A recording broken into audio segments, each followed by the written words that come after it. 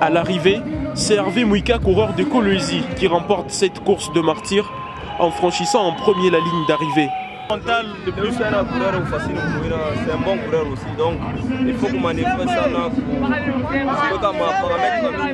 gagner, donc c'est pas facile pour moi. De s'en aller le plus tôt possible. Je me suis beaucoup trop entraîné pour ça, afin de marquer la différence. Arrivé au milieu de la course, j'ai connu une panne un peu subite. C'est un peu de jouer avec ma psychologie, jusqu'au point où je suis en train de gérer mon adversaire, de voir si je pourrais l'attaquer avec la machine qu'il fallait.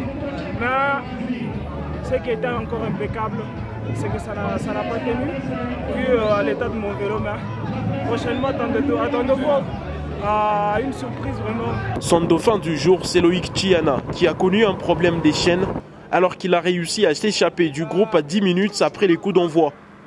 Loïc et Hervé se suppléent en formant un tandem solide et irrattrapable dans les montées comme dans les descentes de la nationale numéro 39, ce qui les propulse à 6 minutes de distance avec ses premiers pelotons, composés d'abord des 4 athlètes, puis des 5, quand Nashor rejoint les groupes plus tard à hauteur des Tenki.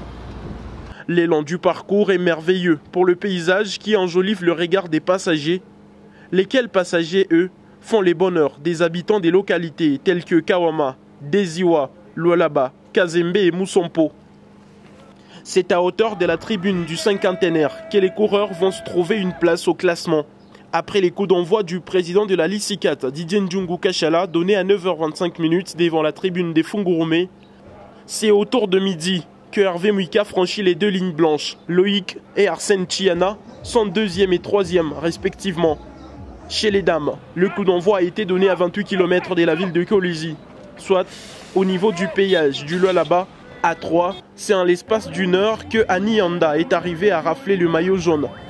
L'organisateur s'est dit satisfait de l'événement. Tenez-vous toujours prêt pour défendre les couleurs Lualaba et du Katanga et faire honneur à vos autorités qui vous chérissent tant et vous accompagnent à tout moment. Encore une fois, nous vous faisons le meilleur des bonheurs, des prospérités. La prochaine course aura lieu le 17 janvier, sauf changement des dernières minutes. La cérémonie des remises de médailles et enveloppe, le mot également du président de la Ligue provinciale des cyclismes du Grand Katanga, Didier Ndjungu Kachala, Luc Kitoko Biname, depuis Kolwezi pour les comptes de Héros Radio Télévision.